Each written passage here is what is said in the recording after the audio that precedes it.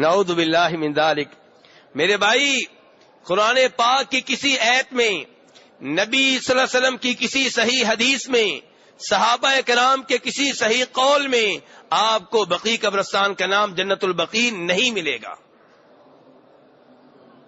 جب انہوں نے اس کا نام جنت البقیع نہیں رکھا تو میں اور آپ کون ہوتے ہیں اس کو جنت کا نام دینے والے؟ میرے بھائی، احتیاط، دین میں تحقیق کی عادت ڈالیں، بات کرنے سے پہلے سوچ لیا کریں، مسئلہ بیان کرنے سے پہلے اس کا حوالہ تلاش کر لیا کریں۔ تو بہرحال اس قبرستان کا نام کیا ہے میرے بھائی؟ بقیع۔ صحابہ کرام اس کو کہتے تھے بقیع قبرستان یا بقیع الغرقد۔ غرقد ببول نامی درخت اس میں ہوا کرتے تھے جب یہ قبرستان نہیں تھا، تو اسی نسبت سے اس کا نام بقیع الغرقد ہے یا مقبرۃ البقیع، بقیع قبرستان۔ صحابہ کرام رضوان اللہ علیہم اجمعین اس کو جنت نہیں کہا کرتے تھے، تو اسی میرے بھائی آپ اس کو جنت نہ کہا کریں۔ جب آپ جنت کہتے ہیں عقیدت کے نام پہ، محبت کے نام پہ، جذبات کے نام پہ، اس کا بہت نقصان ہوتا ہے۔ کیا نقصان ہوتا ہے؟ پھر لوگ کہتے ہیں کہ جو بھی ادھر دفن ہوا وہ جنتی ہے، کیونکہ یہ جنت ہے۔ کہتے ہیں یہ جنت ہے، جو اس میں دفن ہوا وہ کیا ہے؟ جنتی ہے۔ میرے بھائی، اس قبرستان میں تو عبداللہ ابن ابی منافقوں کا سردار بھی دفن ہوا تھا۔ وہ دفن ہوا تھا جس کا آپ نے جنازہ پڑھایا، جنازے میں اس کے لیے دعائے مغفرت کی، اس کی مغفرت کے لیے شفاعت کی، سفارش کی، اور کفن کے طور پہ اپنا قمیص پیش کیا، اس قمیص میں اس کو کفن دیا گیا، آپ نے اس کے جسم کے اوپر اپنا لعاب دہن ڈالا، لیکن آسمان سے وہی نازل ہوئی، وَلَا تُصَلِّ عَلَىٰ أَحَدٍ مِّنْهُمْ مَاتَ أَبَدًا وَلَا تَقُمْ عَلَىٰ قَبْرِهِ إِنَّهُمْ كَفَرُوا بِاللَّهِ وَرَسُولِهِ وَمَاتُوا وَهُمْ فَاسِقُونَ۔ کہ ایسے آدمی کا جنازہ پڑھنے کی اجازت نہیں ہے، اس کی قبر پہ کھڑے ہو کے اس کے لیے دعا کرنے کی اجازت نہیں ہے، کیونکہ یہ اللہ اور اللہ کے رسول کا منکر ہے۔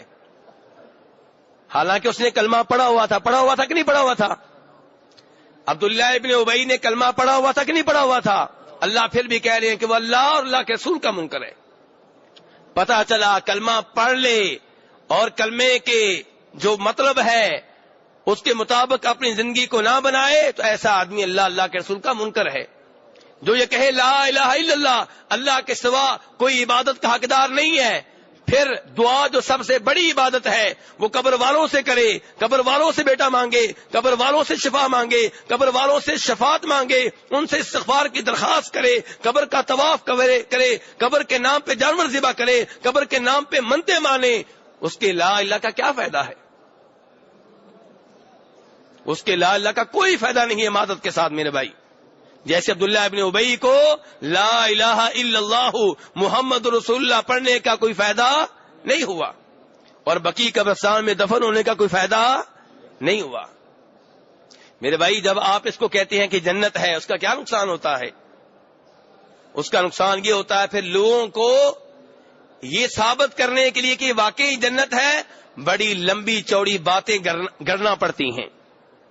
پھر وہ کہتے ہیں جی اگر اس میں کوئی ایسا آدمی دفن کر دیا جائے جو پکا سچا مسلمان نہ ہو تو رات کو فرشتے آتے ہیں یا پتہ نہیں کون آتا ہے، ان کی روح کو اٹھاتا ہے، جسم کو اٹھاتا ہے، کہیں اور لے جاتا ہے، کسی اور قبرستان کی روحوں کو ادھر لا کے دفن کر دی جاتا ہے۔ اتنی لمبی چوڑی باتیں کیوں کرنا پڑتی ہیں؟ اس لیے کہ آپ نے اس قبرستان کا نام جنت رکھا ہے،